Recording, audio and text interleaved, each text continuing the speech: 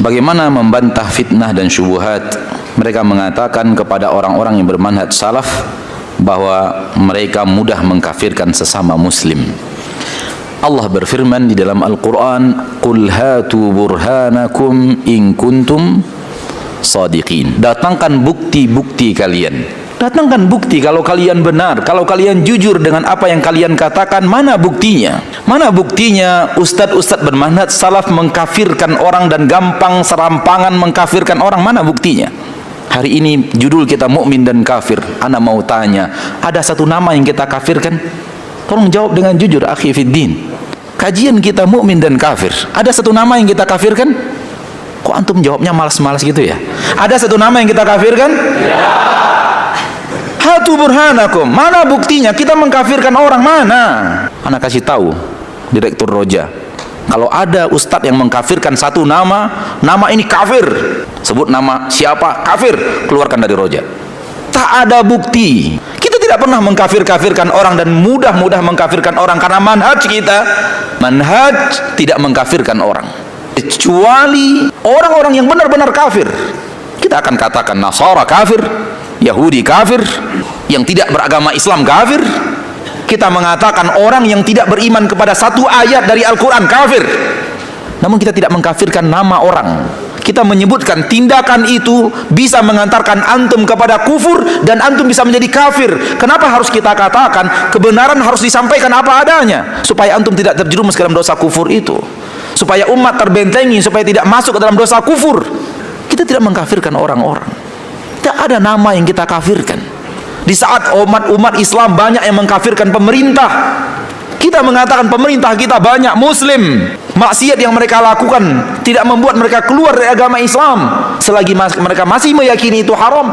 Kecuali kalau mereka sudah meyakini itu halal, zina halal, meninggalkan sholat halal. Kalau mereka yakin seperti itu, ini bisa membuat mereka kafir.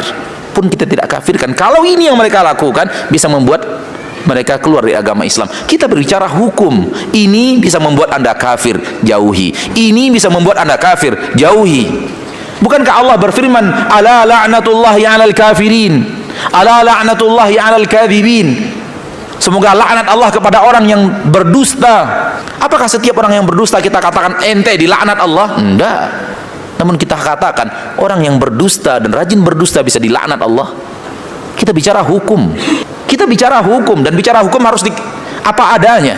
Kalau ada orang yang mengatakan di dalam Al-Quran ini ayat tentang ahli waris, saya tidak beriman lagi dengan ayat ini, saya tidak percaya dengan ayat ini menzolimi kaum wanita. Kita katakan antum kalau berbuat seperti itu dan meyakini seperti itu, antum bisa kafir.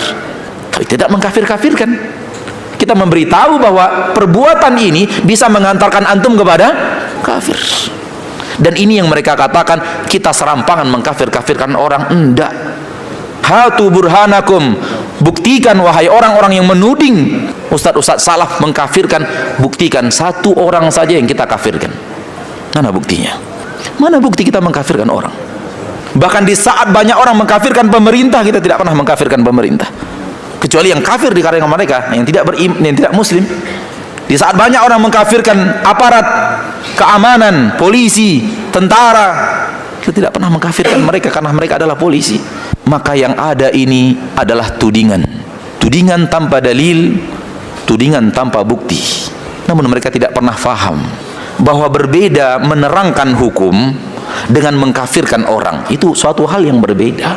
Ya akhi, jangan pernah antum sekalipun tahu ini datangnya dari Rasulullah untuk mengatakan saya nggak percaya itu. Karena sifat antum seperti itu, tindakan antum seperti itu bisa membuat antum kafir. Kita tidak mengkafirkan orang, tapi kita mengingatkan jangan antum tolak sesuatu, jangan antum bantah sesuatu dan tidak beriman kepada sesuatu setelah antum tahu itu datangnya dari Rasul. Apakah ini mengkafir-kafirkan orang?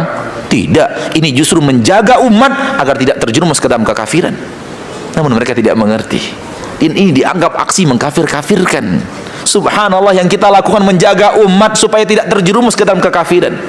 Dengan kita terangkan ini bisa membuat orang kufur, ini bisa membuat orang kufur, ini bisa membuat orang kufur, ini bisa membuat orang kafir, ini bisa membuat Anda kafir. Ini bukan mengkafir-kafirkan, ini menjaga Anda supaya tidak masuk ke dalam dunia kafir. Yang tidak beriman dengan adanya neraka kafir, ini bukan mengkafirkan orang. supaya antum beriman dengan adanya neraka. Jadi ini adalah aksi menjaga umat supaya tidak terjerumus ke dalam kekafiran. Diterangkan kepada mereka yang mana dosa yang bisa membuat mereka kufur, bisa membuat mereka masuk ke dalam barisan orang-orang kafir. Jadi ini bukan aksi mengkafirkan. Kita minta mereka mendatangkan bukti. Kita minta mereka mendatangkan bukti. Mana satu nama? Berikan kami satu nama. Kalau tidak berani memberikan satu nama, setengah nama, dan mereka tidak akan mendapatkan buktinya. Masuk surga nggak ada yang panggil Wahabi lagi. Ya, saya bilang banyak saudara-saudara kita tatkala memberi gelar, memberi lakop karena tidak ngerti ya. Kita beri uzur kepada mereka. Mereka tidak ngerti. Ya, tugas kita menyampaikan ya. Ada orang tuduh kita dengan tuduhan tidak. Mungkin kita sakit hati, tapi ya kita bersabar ya. Jangankan kita, Nabi SAW dituduh dengan tuduhan yang tidak, beliau juga sakit hati. Beliau seorang Nabi, tapi juga merasakan sakit hati karena Nabi SAW memiliki sifat manusia sebagai ujian.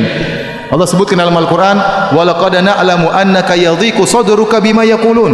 Sungguh kami tahu bahwasanya dadamu sesak wahai Rasulullah akibat apa yang mereka katakan. Berarti Rasulullah SAW juga merasakan sakit hati tatkala dituduh dengan tuduhan yang tidak. Tapi banyak orang saudara-saudara kita menuduh kita dengan Wahabi ya. Maka mungkin mereka tidak tahu siapa Syekh Muhammad bin Abdul Wahab rahimahullah ta'ala. Apalagi banyak orang-orang Syiah yang menyebarkan isu bahwasanya Wahabi mengkafirkan kaum muslimin, Wahabi ya suka menumpahkan darah kaum muslimin ya, dan macam-macam tuduhan. Wahabi mengharamkan ziarah kubur, Wahabi mengharamkan salawat kepada Nabi sallallahu alaihi wasallam, tuduhan yang dihembuskan. Kemudian tuduhan-tuduhan tersebut disambut oleh sebagian saudara-saudara kita. Akhirnya semakin besar tuduhan tersebut. Dan ini semua adalah tuduhan tidak benar. Kita mengatakan kenyataan mendustakan itu semua. Kita tahu Raja Wahabi, Raja Salman ya, di antaranya hafizahullah ta'ala. Hari ini saya baru dapat kabar dia menyuruh seorang wartawan diberhentikan dari pekerjaannya dan koran dipermasalahkan, dikasuskan. Kenapa? Karena wartawan tersebut memuji dia berlebihan ya. Dia baca koran tersebut, ternyata wartawan tersebut memuji dia berlebihan, disuruh berhenti penulis tersebut karena dia tidak ingin sampai tauhid terganggu. Dia menjaga kemudian tauhid ya. Adapun menuduh bahwasanya kaum Wahabi suka mengkafirkan, maka itu tidak benar. Dibantah oleh Syekh Muhammad bin Abdul Wahab rahimahullahu taala ya. Dan saya sedang menyusun juga tulisan tentang masalah itu ya. Bagaimana Syekh Muhammad bin Abdul Wahab mengatakan kami tidak pernah mengkafirkan yang berkaitan dengan masalah 4 rukun, masalah salat, masalah zakat, puasa, haji. Kalau ada yang meninggalkan salat tidak dia kafirkan. Karena ini masih masalah khilafiyah di kalangan para ulama. Yang kami kafirkan hanyalah yang berkaitan dengan syahadatain. Kalau orang terjerumus dalam kesyirikan, itu pun beliau mengatakan kami menjelaskan tentang masalah ini syirik, ini kekufuran, adapun memvonis itu masalah lain. Makanya beliau dalam pernyataan mengatakan bagaimana kami mengkafirkan orang-orang sementara ada orang yang beribadah di kuburan Ahmad Al-Badawi tidak kami kafirkan karena dia tidak tahu. Bagaimana kemudian kami dituduh mengkafirkan orang-orang? Apalagi kemudian dituduhkan suka menumpahkan darah kaum muslimin. Apakah ada jemaah haji yang pergi ke Arab Saudi ketakutan dibunuh oleh orang Arab Saudi? Bukankah Saudi itu sarangnya Wahabi? Semua penduduk Saudi rata-rata Wahabi. Apakah ada jemaah haji yang ketakutan kalau ketemu orang Arab Saudi? Ya. Yang akan dirampas hartanya, akan dibunuh? Enggak ada, itu omong kosong. Atau kalau Arab Saudi memberi bantuan gratisan banyak, pelayanan ya. Bahkan Raja Salman kalau sudah memberikan bantuan, sebelumnya Raja Malik Abdullah, kalau sudah beri bantuan kemana saja, Suriah dibantu luar biasa, jutaan orang Suriah dibantu di Arab Saudi. Kemudian bantuan terhadap Palestina, kumpulin duit langsung entah berapa triliun langsung dikirim ke Palestina. Bantuan yang ini jarang diekspos. Di tanah air kita juga banyak bantuan, banyak masjid-masjid dibangun. Sering yang membangun masjid tidak tanya-tanya apakah masjidnya itu orangnya tahlilan atau tidak ada pertanyaan, pokoknya butuh masjid bangun. Betapa banyak orang bangun masjid, tidak ditanya mauludan atau tahlilan, tidak, bangun masjid. Betapa banyak pondok-pondok dibantu. Kemudian juga ya Suriah, Yaman dibantu. Secara madhab kalau kita bicara akidah ada perbedaan. Kita tahu Yaman bukan Wahabi, kita tahu Suriah bukan juga Wahabi, Palestina juga bukan Wahabi, tapi dibantu sama raja-raja Wahabi. Kemanusiaan mereka tinggi. Maka maksud saya seorang jangan menuduh yang tidak. Kalau dia menuduh bahwasanya Syekh Muhammad bin Wahab melarang untuk ziarah kubur, tidak benar. Kita suruh ziarah kubur, yang tidak boleh kalau minta kepada penghuni kubur. Ya. Dilarang bersolawat. Saya bilang kita tiap hari bersolawat. Allahumma sholli ala Muhammad sallallahu alaihi wasallam. Berulang-ulang dalam ceramah kita bersolawat ya. Yang dilarang mungkin solawat yang mengandung mana-mana kesyirikan, itu yang dilarang. Adapun kalau solawat yang sunnah silakan ya. Oleh karenanya seorang berhati-hati tatkala memberi tuduhan yang tidak ya. karena termakan dengan provokasi sebagian orang. Kalau dia nuduh Syekh Muhammad Abdul Wahab dengan tuduhan yang tidak ingat, dia akan disidang oleh Allah pada hari kiamat. Kita kalau nuduh orang tidak benar, kita akan disidang berhadapan dengan Syekh Muhammad bin Abdul Wahab, dan hati-hati jangan-jangan pahala kita diambil oleh beliau seluruhnya. Karena kita tuduh dia dengan tuduhan yang tidak. Ya, ini bahaya, hati-hati. Maka seorang tatkala berbicara hendaknya dia berfikir sebelum mengucapkan apa yang dia ucapkan. Dan saya katakan bahwasanya kita bersabar kalau dituduh yang tidak, yang penting kita menjalankan sunnah. Dan ingat, kita tidak ada yang mengkultuskan Syekh Muhammad bin Abdul Wahab. Syekh Muhammad bin Abdul Wahab rahimahullah hanyalah seorang ulama yang bermadzhab Hambali. Dan dia bisa salah, bisa benar. Kalau salah kita tolak, kalau benar kita ambil. Dia sebagaimana ulama-ulama yang lain, bisa salah, bisa benar. Makanya dalam kajian-kajian kita juga hampir tidak pernah kita bilang berkata Wahabi, berkata Muhammad bin Wahab, tidak pernah. Saya yang sampaikan dari apa saya ucapkan. Perkataan Syekh Muhammad bin Wahab tidak ada saya ucapkan, tidak ada saya nukilkan. Ya, hampir tidak pernah. Kita sampaikan perkataan para ulama, perkataan ahli tafsir, siapa saja. Maka jangan kita berbuat zalim terhadap seorang pahlawan seperti Syekh Muhammad bin Wahab. Beliau adalah pahlawan. Dengan jasa beliau berdirilah kerajaan Arab Saudi. Dengan jasa beliau berdirilah kerajaan Arab Saudi. Yang sekarang kita bisa merasakan kenikmatan adanya kerajaan Arab Saudi, adanya ketentraman, adanya keamanan, adanya ibadah yang tentram di sana. Bagaimana bantuan kerajaan Arab Saudi kepada negara-negara Islam, itu salah satu jasanya Syekh Muhammad bin Abdul Wahab rahimahullahu taala. Jadi saya sering sampaikan, Syekh Muhammad bin Wahab itu di Saudi seperti tuanku Imam Bonjol di tanah air kita, seperti Pangeran Diponegoro di tanah air kita. Maka mereka cinta kepada pahlawan mereka, wajar. Kalau mereka cinta, mereka pelajari buku-bukunya, tapi mereka tidak fanatik. Kalau salah dibilang salah. Wallahu alam bishawab. Makanya saya pernah debat, Pak Nabi itu cingkrang, kenapa orang-orang itu rata-rata tidak cingkrang? Saya bilang, Nabi itu hidupnya di Mekah, kenapa Anda hidup di Indonesia? Kata saya. Iya, Nabi itu hidupnya di Mekah. Terus saya tanya lagi, Nabi itu hafal Quran, kamu udah hafal? Saya hafal Quran. Kalau cingkrang gampang, karek ngetok, kata saya. Ya, kalau ada sunnah Rasul, Nabi hafal Quran enggak? Hafal kan? Berarti kalau ikut sunnah Rasul, hafal Quran. Jangan cingkrak tok, ya hafal apa? Ya sama poligami juga gitu, yang tadi diceritakan Mas Natif itu. Nabi itu poligami setelah Khadijah meninggal. Apa mereka mau nunggu istri pertama meninggal? Kalau ingin persis loh, kalau ingin persis nunggu istri pertama meninggal. Ah, iya. Tidak mau juga kan? Ya biasa saja lah. Pokoknya yang dihalalkan syariat ya kita bilang halal, yang diharamkan kita bilang apa? Tidak usah sok suci sunnah Rasul. Saya punya banyak cerita. Abu Bakar itu dulu sering menghindari sunnah Rasul. Dulu Rasulullah itu kalau ada orang minta ya dikasih. Ketika era Abu Bakar bikin Baitul Mal. Ketika ditanya ini zaman Rasulullah tidak ada, kata Abu Bakar, huwa Rasulullah, beliau itu Rasulullah. Mbok gak dimanage ya negara tertib. Umar bikin pasukan itu diangkat negara. Kalau dulu zaman Nabi yang ikut perang bahaya, yang tidak perang namanya munafik. Era Umar tidak, militer itu ditunjuk, ya digaji pakai Diwanul Murtaziqah.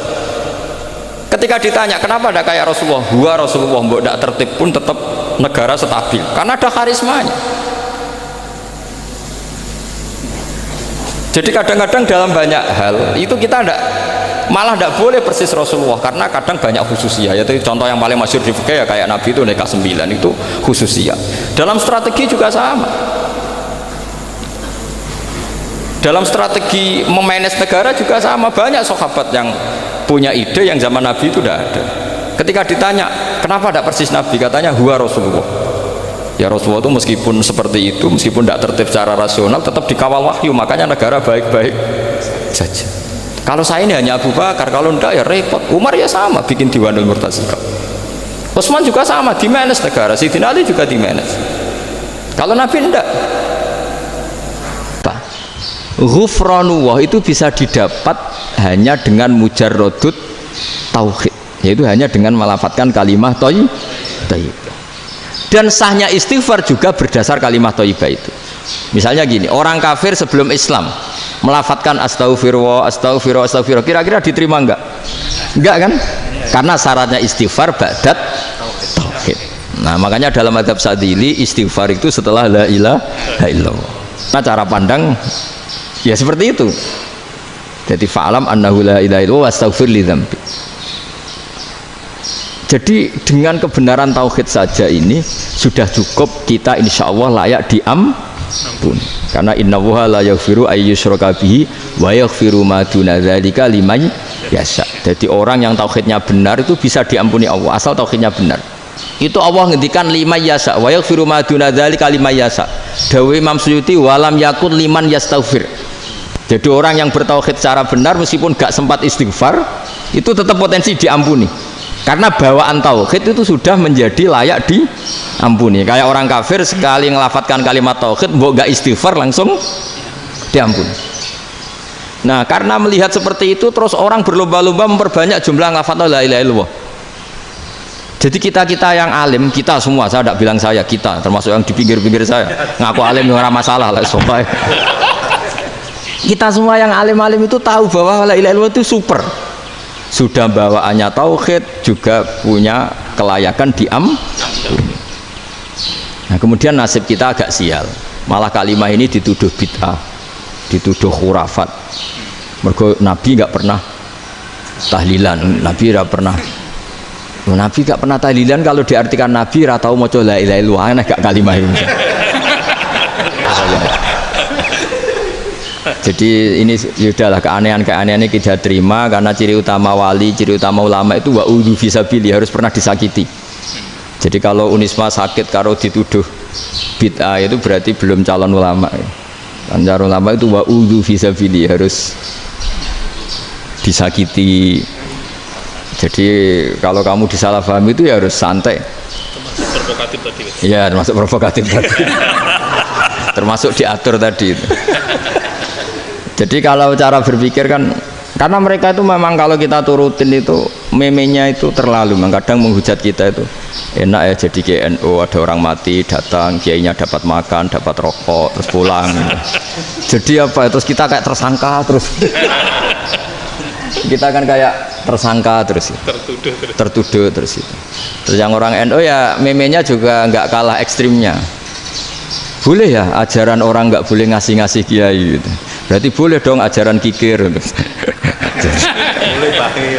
Jadi memang kadang apa ya, cangkem elek lah bahasa kasarnya itu. Itu memang kadang lebih mengenakan kalau kita datang ke acara mayat kan dapat makan, dapat minum. Kalau yang sohibul bed rokok ya dapat rokok. Kalau kiainya dapat wajib, kadang 20.000, kadang 50.000. Terus memenya itu kok setega itu ya, ada orang meninggal kok malah kita makan-makan. Seakan-akan kan kultur ini biadab kan gitu. Tapi yang orang NU kebalikan bales. Oh ternyata nggak boleh ya mayat disodakoi, ternyata nggak boleh ya orang dermawan. Berarti Islam membolehkan medit ya gitu. Modus ini kan. Tangan-tangan itu luwih mandi timbang takbir ya kan. Karena ini kan memicu emosi kan. Memicu apa? Emosi. Nah, tapi saya kalau disuruh bela mana itu tidak ada yang saya bela. Ya seorang sudahlah, kalau mau nganggur saja sudah itu. Ya tapi itu memang apa ya, itu khazanah Islam, ada yang kritik, ada yang enggak. Ya itu memang khazanah, ya biasa aja, kalau saya biasa aja. Bahaya terbesar dalam fikih adalah apa? Mengkaji fikih tidak dari ahlinya. Ya seorang lagi ya, mengkaji fikih tidak dari apa? Ahlinya. Nah kenapa demikian? Begini, saya beri contoh.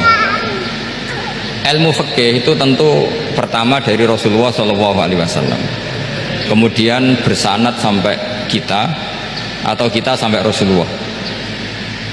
Itu ngalami sekian ijtihad yang tidak mudah. Saya beri sekian contoh. Dulu Imam Syafi'i itu sukanya sama guru yang miskin ya, karena rata-rata santri juga miskin, jadi mesti ngidolakan guru yang miskin karena sesama miskin ini harus berkoalisi. Tapi akhirnya gurunya Imam Syafi'i itu miskin sekali, namanya Muslim bin Khalid Az-Zanji itu miskin, Sufyan As-Sauri miskin, Sufyan bin Uyainah miskin. Setelah ngaji di Medina itu Imam Malik itu kaya, pas itu Imam Malik sudah kaya. Setiap ketemu Imam Syafi'i dikasih uang. Sampai ketika Imam Malik itu bilang, kamu sudah alim, ilmu saya sudah habis, kamu ngaji sama yang lain. Sama siapa? Kata Imam Malik, orang yang sealim saya sudah meninggal, namanya Abu Hanifah, tapi dia punya murid namanya Muhammad bin Hasan Asy-Syaibani, kamu ke sana. Terus Imam Malik datang ke Baki. Dulu Baki itu pasar rental ya Grab lah kita kalau sekarang itu. Mengumumkan siapa kafilah yang mau ke Irak, kita ya Imam Malik, dibayari sama Imam Malik, ini yang antar ke Irak ke Muhammad bin Hasan Asy-Syaibani. Imam Malik mulai ngeper, guru saya yang miskin tidak pernah nyangoni, guru-guru saya yang kaya sering nyangoni. Mulai memasalahkan kiai miskin gitu, kira-kira seperti itu, mulai masalah gitu. Setelah datang ke Irak di Muhammad bin Hasan Asy-Syaibani itu si Muhammad bin Hasan Asy-Syaibani itu kalau ngitung uang itu di meja tamu. Jadi punya emas lantaan, punya uang, kira-kira kalau Indonesia punya rupiah, punya dolar, dihitung itu di ruang tamu. Kata Imam Syafi'i, saya dengan Imam Malik saja nggak serik, ini lebih kedonyan lagi kiai. Ngitung uang itu di ruang tamu. Terus akhirnya si Muhammad bin Hasan Asy-Syaibani ini ahlul usul, dia pakar usul. Kamu heran sama saya? Iya, kiai kok kedonyan, dia ngomong ya. Tapi kata Muhammad bin Hasan Asy-Syaibani, kalau kiai tidak boleh kaya, itu tak kayak wong fasik, dan gue demenan, gue mabuk. Oh jangan, nanti dipakai maksiat. Penjenengan mawon kersane digetokan, berarti kiai oleh sugih, mun pun angsal-angsal. Semenjak itu jadi satu fikih bagi Imam Syafi'i. Ternyata kalau mengharamkan kiai sugih berarti membolehkan yang fasik sugih. Kalau yang fasik sugih bisa dipakai i'anah alal maksiyah. Semenjak itu mindset pikiran Imam Syafi'i rubah. Saking rubahnya sampai beliau berpendapat orang bisa beli Alphard, kok beli carry itu haram. Bisa jadi bupati kayak Pak Roba, kok jadi RT haram. Pokoknya gitu. Bisa keren Kak Gus Bak, kok jadi orang pendengar haram. Pokoknya haram terus. Karena dalil beliau al-Islam ya'lu wala yula alaih. Coba sampean ridho misalnya jadi orang Gresik dipimpin orang yang nggak sholat, ridho ndak? Ndak. Atau sholat tapi nggak bisa ngaji, ridho ndak? Ketika yang bisa ngaji berpotensi jadi bupati, terus keterusan. Karena Imam Syafi'i keterusan, ya umatnya keterusan. Akhirnya orang-orang Syafi'i itu politikus rata-rata. Ya, makanya sama jangan kaget sama Barubah. Kakak saya wakil bupati dulu. Putranya Mbah Mun ada yang wakil apa? Gubernur. Dulu Gus Wahid ya menteri agama. Itu asal usul dari perubahan fikih, mindset, cara berpikir Imam Syafi'i. Jadi dulu itu fikih ditemukan itu jelimet, ada perdebatan. Itu tidak hanya pada level ulama,